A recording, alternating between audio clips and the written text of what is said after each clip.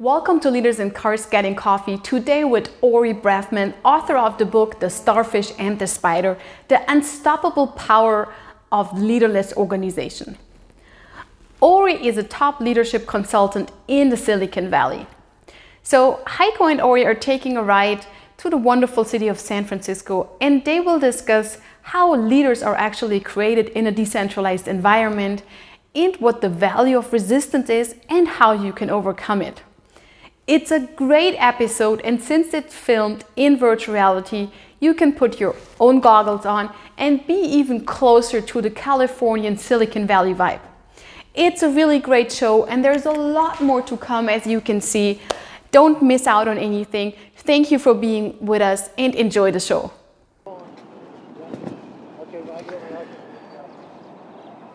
All right, we're in San Francisco, beautiful city by the bay, for today's episode of Leaders in Cars Getting Coffee with Tesla Model 3 vintage 2018, 19, 20, 21, who the hell knows, whenever Elon actually succeeds putting it into production. But it's gonna be the perfect fit for our guest today, Ori Brafman, a guy who just blew me away with a book called Starfish and the Spider, and basically foretelling the future of a starfish world, which this car is gonna put into effect by making autonomous driving standard out there. Imagine you're dropping your car off when you're at work and it just goes out there and it finds drivers and earns you money while you're at work or while you're shopping. So this car is going to be a game changer, and for me Ori was a game changer, so I'm looking forward to having Ori in the car with me today, getting a coffee with him, driving through beautiful San Francisco. So let's get to it.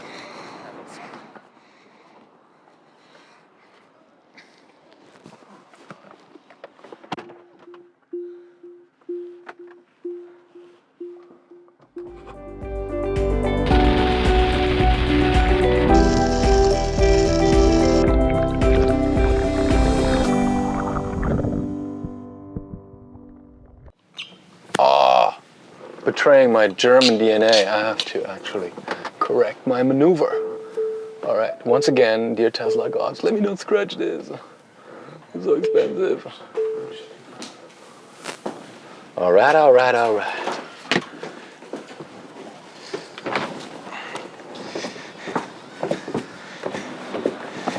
Hey. Look at the angle. How are ya? Good morning. Morning. I'm not allowed to hug you. Okay. Because we made that mistake. We can do the man before. hug. Do this. That is a nice So car. Rachel already guessed it will be a Tesla. But I like that it's a Model 3 because this is like, can you scale innovation? That's right. But you know, the reason I took it was, first of all, because mystical, right? Right now, nobody really knows if this is actually going to come or if they're going to go under before that thing rolls out. Right? Okay. But if it does, and it goes autonomous, and we're going to have a fleet of autonomous cars out there, it's going to be Starfish world, man. There you go. I like it. How does it drive? You want to find out and get some coffee? Yeah. Let's do it. All right. So, I don't know if I actually left you enough space to go I don't want to bang in it there. up. Yeah, I think. And the door handle is an intelligence test. Not bad, huh? Wow. Style over substance. Yeah, a little bit. Can I just say you have an amazing house? Thank you. It was built in 1890. Is that your wife up there? Oh, yeah. You know, you have now approaches like holacracy and stuff like that, who are saying basically you should trust the process more than the person, and the person is replaceable, and you can go, this is a role, and the individual doesn't matter. Anybody can inhabit the role, right? And we're like, yeah, that sounds kind of dehumanizing, right? That sounds dehumanizing. Yeah, I think the individual. So I think both matter. It's not to say that. I like to think of myself as, what if I'm the idiot? And not for that. It's not that hard to imagine, right? That's how I get up in the morning. Yeah. And what if the people around me, depending on the context of the situation, might have the answer, and it's up to me then as a leader to be able to draw out that knowledge, depending on the context of the situation. We have this visual, I can show it to you later. It's like an archetype, like a grid, where we say there's 4 archetypes of organizations that we're trying to show to leaders. And on one side of the grid you have what's kind of like the process infrastructure of the organization. On the other side is what's the mindset and the skill set of the people who inhabit these organizations. And we're saying on the upper left is like these pioneers in an extremely loose, anarchic structure, almost like startup, you know, pivot this way and that way, just make it work to pay rent, basically, right? So very loose structure, if anything goes. Then at the bottom left, you have highly centralized, where people feel like replaceable resources in a manufacturing process. So the kind of soul-crunching, huge 5 white guys in a room decide over the fate of 400,000 employees on an Excel sheet kind of thing, right? Then on the bottom right, you have decentralized organizations. So what I think HP at its best was, right? So highly autonomous decision-making in regions or in units, but with a very clear objective of where we're going with the company, what's our purpose, what are our values. Yeah. But what we find is that there's this kind of tug of war that happens in decentralized organizations that are scaling up, which is that suddenly, because you're successful, you want to measure your success. So you start implementing processes, compliance, and service level agreements. So if you want to get something done for the customer, suddenly you are asked to follow a process, enter a ticket in a queue. Whereas, well, if I go to Ori and I give him an espresso and ask him to do it, he'll do it in 20 minutes. Right. If I enter the ticket in the queue, it's going to take 2 days. Give me falafel, I'll do it in 5 minutes. Falafel is even quicker, right? So if I mind the process that made us successful, I would say, fuck the process, right? I'll go to you, I'll get you a falafel, and we get this thing done for the customer. Yeah. But then we can't measure it, we don't know it, it's intransparent, so we tend towards a process organization, and then we become the centralized structure on the bottom left that we never wanted to be. Right.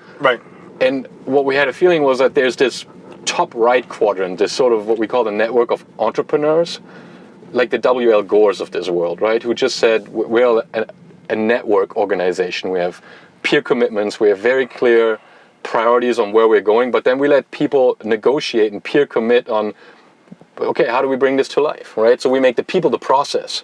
It's a human organization, right? Yeah. So, and that's what we call the distributed versus the decentralized, where we make a distinction. Interesting, right? That makes a lot of sense. And distributed sounds much more human-like than. You need to know enough about that person, about. Do they like falafel? Do they want extra pickles? Both. I'm getting hungry now. But that when you take the humanity away, whether in a centralized system or a top-down system, or even in a decentralized system, when you take that humanness out of it, I think you lose some of that intangibles that really give us, that really sometimes can bring life into the organization. When we showed him this grid that I just talked about, right, and I said, look at the sharing economy. The business models out there are top right quadrant. Right. That's everything that was in the Starfish and the Spider. But then you organize yourself like a spider in a starfish market. That's like Uber having horrible leadership that is highly centralized. One dick in the middle of it all in the most sharing economy prototype out there, right? Mm-hmm. We're like, that is so schizophrenic. Oh, interesting. Yeah. The disharmony between your market strategy, which is empowering the edge, and your internal strategy. Yeah. Interesting. So all Starfish to the outside and all Spider at core, right? It's funny we're talking about blockchain. I didn't see that's the SF Mint right there. All right. Look at that building. This on top of the hill. Centralized Solid. currency. Yeah, right. Solid. Vault. Everything that is the past, basically. Right. Now it's flexible and open. The first example I think that you made, as you were referring to 9/11 with the Starfish approach, was Al-Qaeda, right? Mm-hmm. That our military was fighting a starfish in a spider way, and they were just getting nowhere with it, right? They were actually making, in a way, they were making the networks even more decentralized, because in order to survive, in order to compete, they had to be more decentralized. Why didn't it catch on? I mean, now blockchain might force the distributed or decentralized system on us, but why didn't it? It seems so natural to me, the Starfish style. Why didn't it catch on? What do you think? I've been thinking about that. In a way, I think it has caught on in ways that we don't see, like blockchain. Like, yeah. I try to zoom out in terms of time. I think that there is this illusion of control that we have, and that we think that by asserting control, we were like, yeah, that's how business strategies go. It's like talking to the dinosaur and saying like, look, there's a meteor coming, and dinosaur's like, what are you talking about? Like, it's good. And I do think that, and just in the last couple of years, we've seen a big transition from even decentralized networks to organizations that are purely based on narrative. So you think about YouTube videos and their ability to get folks to take action, and how those videos want to do two things. They want to, you need to think about them like a living organism. It needs to eat, and it needs to reproduce. And all of a sudden, we're starting to see. It oftentimes starts, I find, in terrorism, because they are so operating in an environment that is a hostile environment. You need to have a sharp blade. High pressure and usually little resources also. The resource constraint, I think, drives it. Right? So ISIS essentially became just a bunch of videos on YouTube, and really effective, unfortunately. And I think we're starting to really, as we're starting to really grapple with decentralization, and as you say, there's decentralization, and then there's distributed networks, and then now there's an entirely new model coming to be that I think is going to be even more powerful, because it's distributed stories, and the narratives literally are the organization. Someone will post up a video, and then it gets a bunch of views, and then in order to survive, the video then urges people essentially to have derivative videos. I mean, that is so cool. I've never thought about a YouTube video in terms of a living organism, but it totally makes sense, right? And I mean, the original question I usually ask people is that if you thought of any organization that you know, and you made a personality out of that organization, which of these organizations would you trust your children with, babysitter? You don't have children, right? So. I don't have children. I have a dog. Trust your dog to Killer. Who would you trust Killer to? Ruben. Costco. I think they have a pretty good corporate culture. But it's interesting that I really have to think about like who's not going to exploit poor Ruben. Let's assume. What do you think? What kind of personality would Google have? Give it a human form. Who would that be? Who'd Google be? Yeah. Dr. Evil? Right? Brilliant but scary, yeah? Right. Brilliant but scary. Okay, yeah, no, I can see that. All right, Facebook. Who would Facebook be?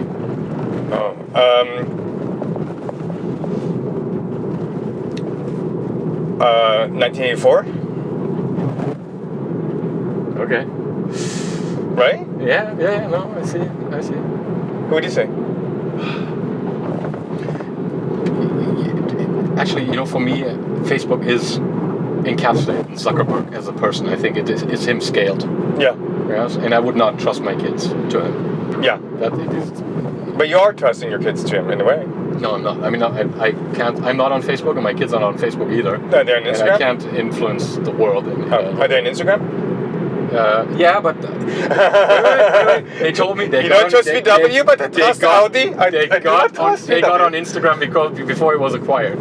Okay, that's their out.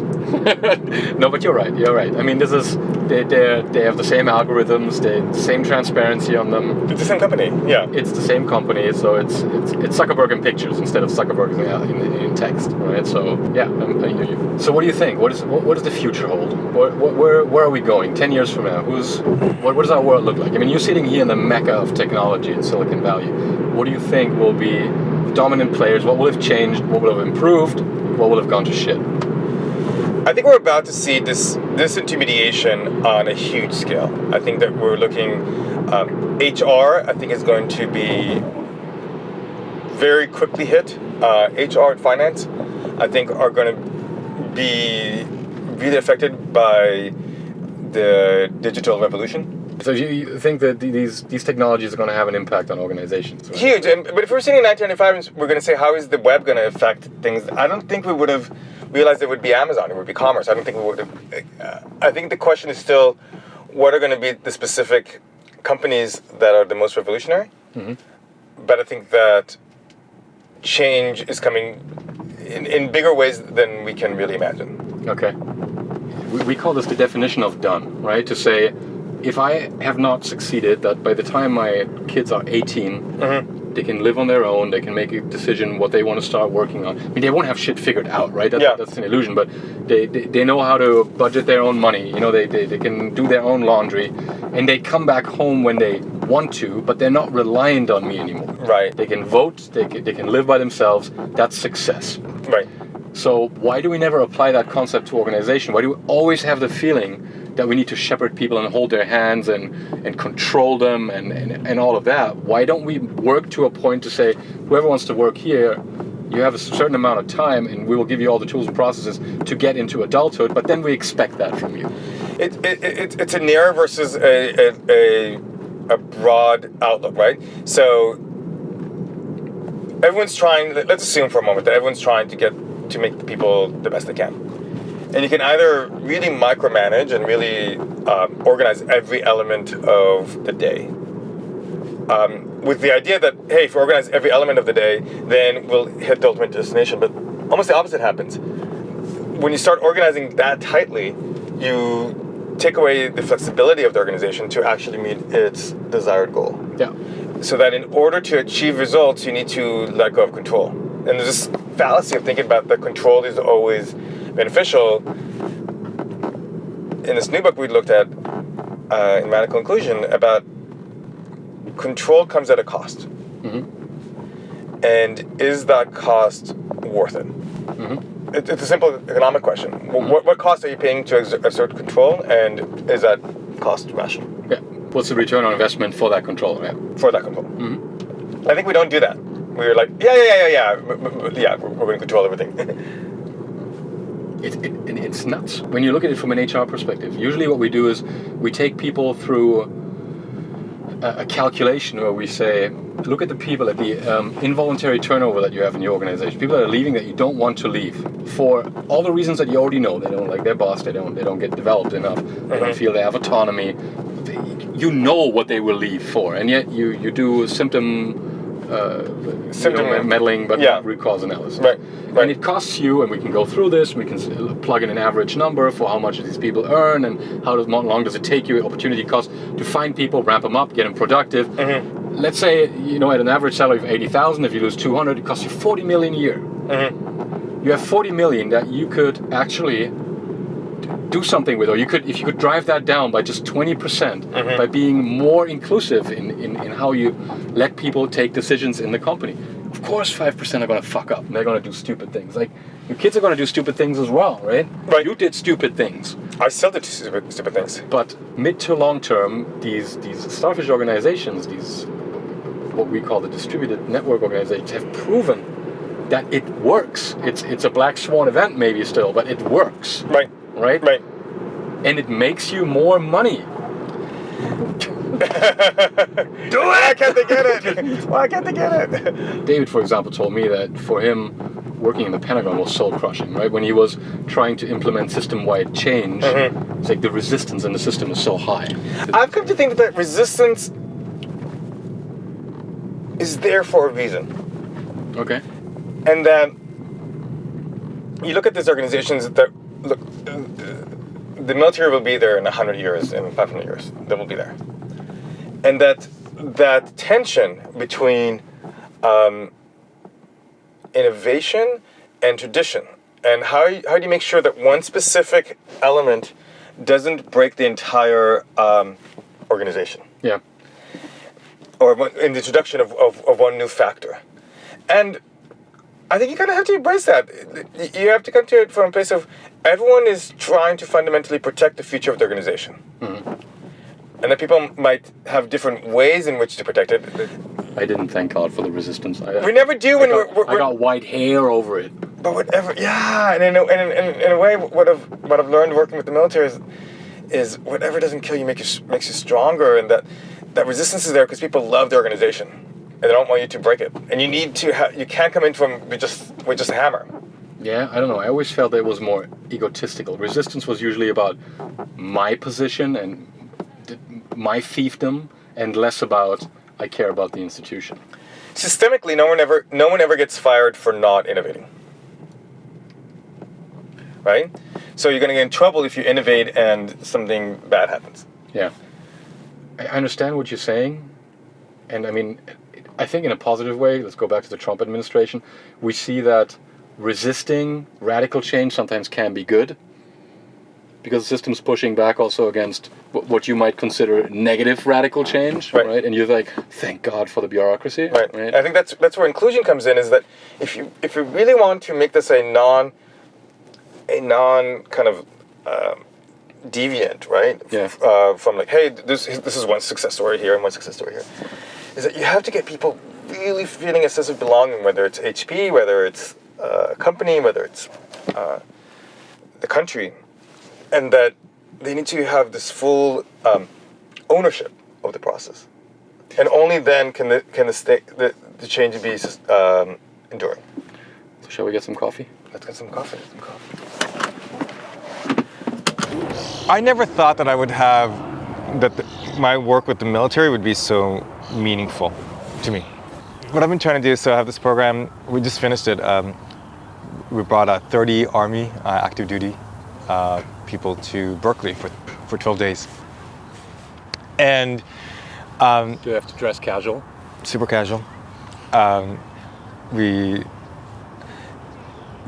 housed them right across from People's Park. And when you don't talk about politics, when you don't talk about right or wrong, and you just talk about, hey, what's the narrative of what's going on here? And all of a sudden you see that there's a lot more connecting these people than there is dividing them. A shared interest in service, a wanting our nation to be a better place. And that they might come to it from very, very different ways. But at the end of the day, we're actually pretty similar in that if you're like, yeah, you guys are bad, and you're like, oh, fine.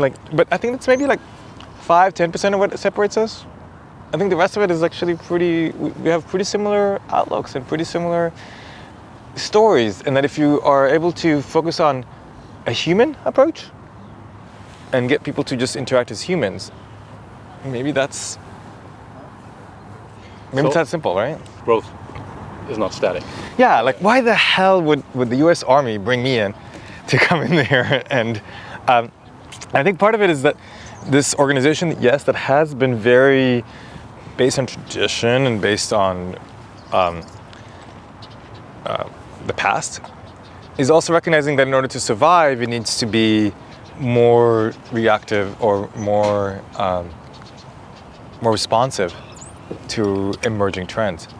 And that you see this organization trying to essentially change itself from the inside out. That's actually kind of cool. Like, you're like, huh.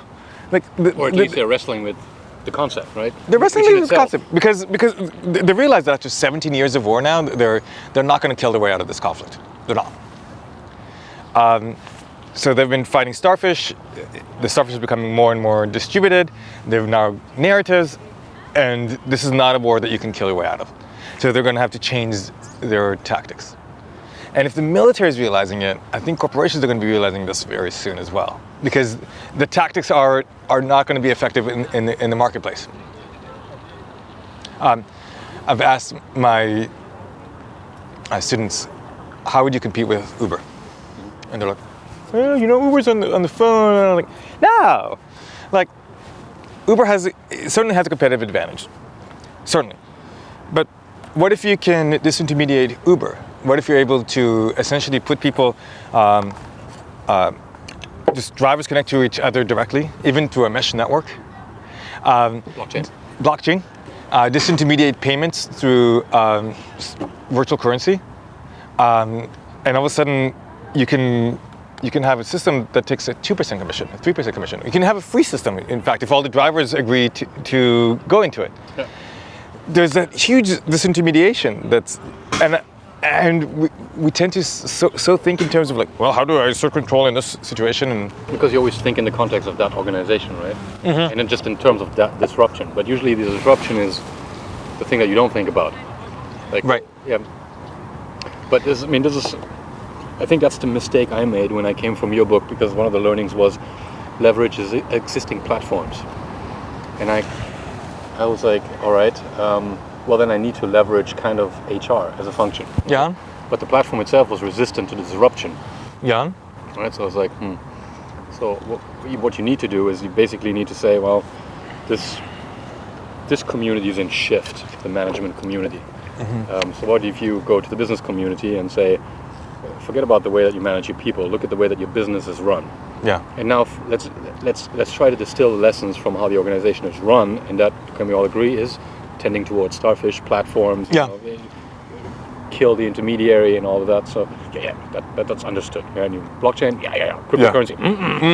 All right, now, let's look at your organization again, just for laughs and giggles, right? And let's see how you set up. Is that similar to this, or would you, if this were a product, if your organization were a product that you needed to offer on the market for pay? Let's assume you're a consultancy and you're saying, our organizational model is the gold standard of how everything should be run. Could you sell it? And you're like, no, it's not looking good for us. Right? Like, all right, let's do blue ocean. Like, if you could reinvent this organization so it would be the most compatible with the business environment that you're in, what would it look like? And then it would be like, oh, all this performance management bullshit, it never helped anybody perform better. Right. And all this crap and all these meetings and all that and that and these control mechanisms, that would all go away. Right. Okay, so now you've basically said, this is your business, this is your ideal state of managing, and this is the way you're doing it right now. What exactly is in the middle that's keeping you from going from one to the other? And there might be certain regulatory things that say, okay, here we have to make a compromise, this we can't do. Right. 70% remains of what you say is basically nonsense and bullshit. Yeah. That you could simplify. So we'll leave that with you for a moment, and we'll be back. Yeah. Right? Because you need to give them time to go. But it's a little bit like with a fitness program. If you talk to someone and say, so Heiko, it's like you can tell that you might have been an athlete one day, so you kept the eating habits, but you didn't keep the workout patterns. So we both agree that if you keep this up, you'll fill the whole bench, right. And you're probably going to die 10 years early because of obesity, and you're not going to see your children, you're going to be a role model, and you're going to hate yourself taking a shower, so you should work out, right, and live healthier and eat healthier. And you're like, yeah. So you're going to start tomorrow? No. I need pizza. Right? There's this, one of my mentors, this woman, Lisa Kimball, had this saying. She said, information doesn't change behavior. Information doesn't change behavior. If it did, all of us would floss, no one would smoke. Sure. And still, when we go into organizations, we like, here's a bunch of information about what you're doing is going to be wrong, and they're like, yeah. Okay, we'll do the same thing. What actually changes behavior is the behavior of someone next to me, of my peers. That if you see them functioning in slightly different ways and succeeding, then you start being influenced by the people who are very, very, very close to you. And then the question becomes, rather than, and it's so tempting, right, to go into organizations and be like, here's how you're broken, here's why you'll never win, it's kind of this very and maybe I'm reflecting, maybe it's a falafel question. Do you know what the favorite meal is of everyone around you? And if you don't, And these are the things which we kind of do for icebreakers and laughs and giggles at the periphery of workshops and stuff like that. Tell me something about your Ori that nobody else. Right, and everyone, Like, great, that again. Can we just get to the workshop part? Because I think it's a forced humanity as opposed to actually letting people actually be human, and extending that quote unquote icebreaker, and not calling it an icebreaker, but saying like, no, this is what we do, and extending that throughout the experience. Yeah. So when we talk about Starfish Spider, or even inclusion, radical inclusion or not, we think about it in a very big scale. I think that thinking about it on the micro level, in an hour, what are you going to do in that hour to create, we keep on saying like, oh yeah, and at the end of the day it comes to networks of trust with people. Great, check. But okay, here's a bunch of PowerPoint, blah, blah, blah. And it's like, no, we're not actually, like, how do we actually develop trust with one another? We spend time. We talk, we hang out, with no defined outcome. With no defined outcome. Because you don't sit down with your wife and you say, what I want to achieve by the end of this evening is intercourse for both of us, right? You're right. Like, let's see how this goes. Yeah, that doesn't usually, right. And you don't go to your children and be like, okay, what's your favorite trip that you've ever taken? Everyone turn to your partner. And I'm like, ugh, right? Like one slide. Right. Okay, now go. And instead, if you think about it as like the time that we have together, how are we human? So if we're trying to work towards a human organization, the HP model, then why don't we just spend an hour, 2 hours, 3 hours being human with one another and make that the core of our interactions? So you said something that makes me think, which is good. Doesn't happen so often. It's not true. More frequently for you than for me, so that's okay. No, because I think fundamentally the kind of battle for this kind of Starfish, HP-Way, RH technology organization is won and lost in the way we measure and drive performance in organizations.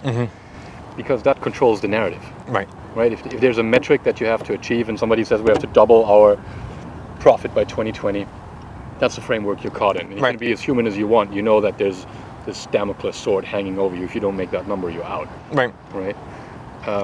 And now we have this whole discussion about agile, and you have to be more agile, and the agile process will help us. And if we do Scrum, everything will be saved. We're like, no, Scrum was never. Oh, look at that. Wow. Cool. That's from Great Gatsby. Yeah. So if our teams will be more agile, then everything will take care of itself because it's more humane. You're like, no, because the core tenet of agile, as I understood it before it was called agile, it was just called making kick-ass video games, is can you make this game in this time, at this quality, with this money? And then the team would say yes or no. So I think what you're saying is humans have been trying to work productively for a long time. And we happen upon these things where it's like, when you clearly translate the goals of the organization to people, and let them figure it out with themselves, and you're more human about it, whether you're Toyota, whether you're a video game manufacturer, you tend to be more productive.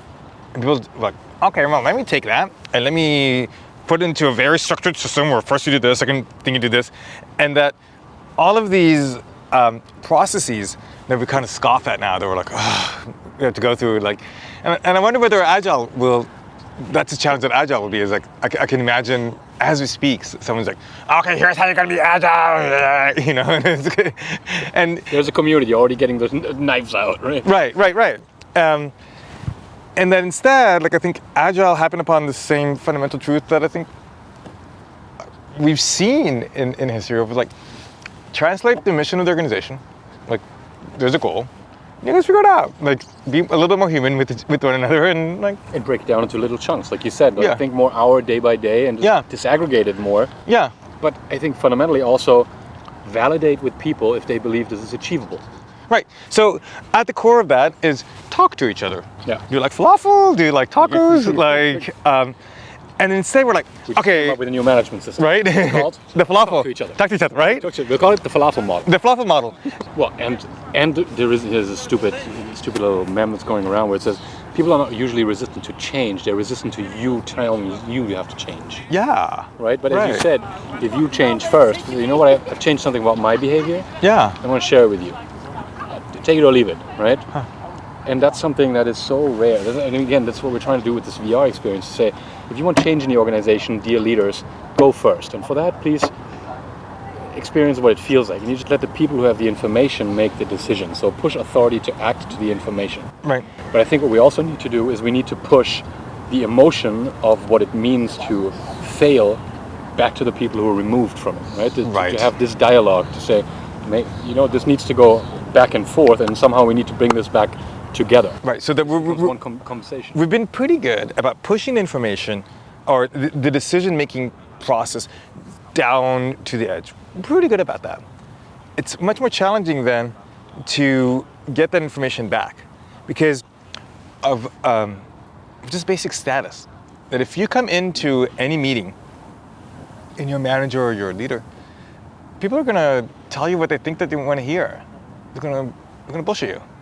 Not intentionally, and then you're like, and we've all seen that, right? We've all seen, we've been kind of junior people in an organization, and then when the boss comes in, everyone's like, oh yeah, everything's going great.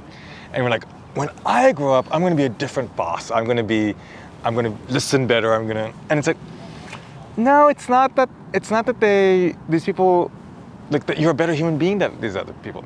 It's that the structures that we've created don't allow people to effectively listen, don't allow people to effectively, and that if you change that within an hour-long meeting, Like how can you structure in listening? How can you structure in an environment where people can give you feedback beyond the suggestion box?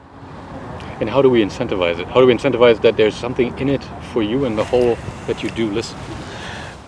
My hypothesis is that you incentivize it on a group level, so that you want which I think Agile does really well, right? So you want to, let's say there's a goal, and maybe there's 10 parallel teams, and a few of the teams are going to probably fail, and a few of them are going to be mediocre, and a couple of them are going to be really successful. And what Agile does is say, like, recognizes the very successful ones and then amplifies them, and then more people will join that team because it's really successful.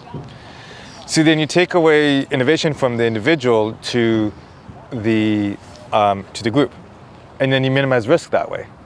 But sometimes it's so crazy. I mean, in the military it's different, because you can say if you lose 1 life or 100 lives, both is horrible. Obviously, there's also a difference, but the impact is horrendous no matter what goes wrong, right?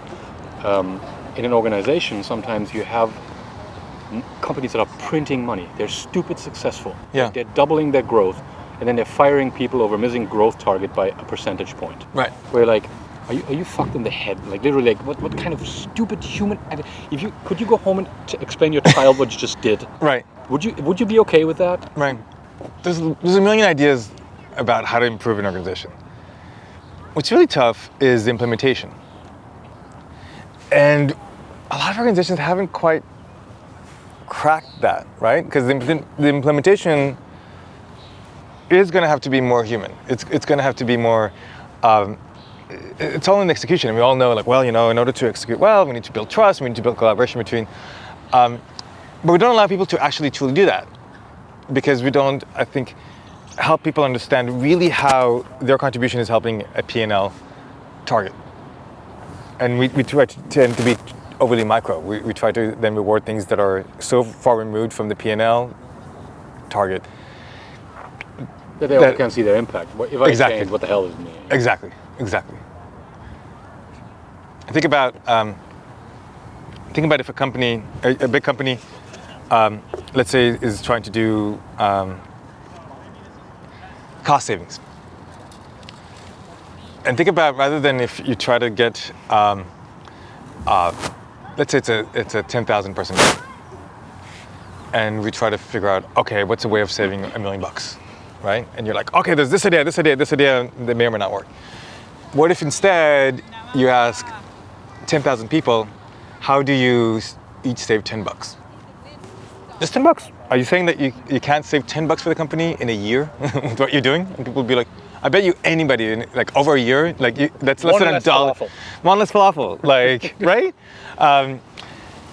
That's less than $1 a month. And that if you make it that simple, and you're like, then I think you're going to start seeing some really remarkable second and third order effects. Like, oh, I noticed that, like, whatever, the lights were turned on in the conference room, and like I can aggregate that. Like, if you're saying to me, so if you make that P&L problem like everyone's problem. But what do you think? I mean, if we look forward into the future, will the military ever be a starfish? I think so. Yeah. Networked force. Yeah. I think they're recognizing that in order to win, they have to be non-kinetic. I think that companies are going to have to be starfish in order to survive. So what's next for you? It's interesting because usually I end conversations with, it's always like a legacy question, like with Mark Klein of T-Mobile. What would you tell your son, in 10 years' time? And you, at least at current, you don't have children. What would I tell my dog? Yeah, Ruben's the killer. Yeah. I'm going back to creating more content. So we're talking about another book. I'm also, I've started recording a podcast with my brother, which is so much fun. It's I highly recommend VR. Yeah, we're recording it purely audio. Maybe we VR. should. Next thing. Audio and VR. Maybe we should. It's weird. We grew up listening to the radio, so it's a fun to. But yeah, we really should. And I love impossible dreams, and we're starting to research that, my brother and I, about thinking impossible, and how do you, like Amy, right? And how do you effectively do that? So there's more content. I always say that I like having written. Writing is really difficult. If you have any advice for me, since I left that video game company, I've been trying to write the book about that experience, and every time I start it and every time I lose it, because I'm so much into creating that I forget documenting it. Or I can't. I always feel I do it injustice because I'm learning so much in the process that by the time I'm halfway through, I've learned something and I have to go back to the beginning. My personal experience is that with writing, I'm a child. So my brother will put me in detention, and we literally call it detention, and he'll take away the phone. I'm like, no, they're giving me the phone, and turn off the internet, and I'll then manage to get back on the internet. And it's like, then he'll find a place. Are you online, Ori? Then he'll find a place with no Wi-Fi, and that's what Angela is doing to me. My parents have a place in Switzerland in the mountains. Yep. So in the summer, as of August, I have to go there to check in my stuff. To go up, there's nothing. I mean, with electricity and running water. And I find that I can't even alone, I'll figure out a way of squandering that time. That I need someone in the room who I'm going to take up my. Sitting in the corner. Yeah. Yep. So what literally. Rachel doing in August? Did you get? Yeah, right. Running detention. Running detention. Should we get back to the car? Let's do it. Let's do it. Whoa, I feel so much smarter after this episode. I mean, ask yourself, which movie character would you pick for your organization and why?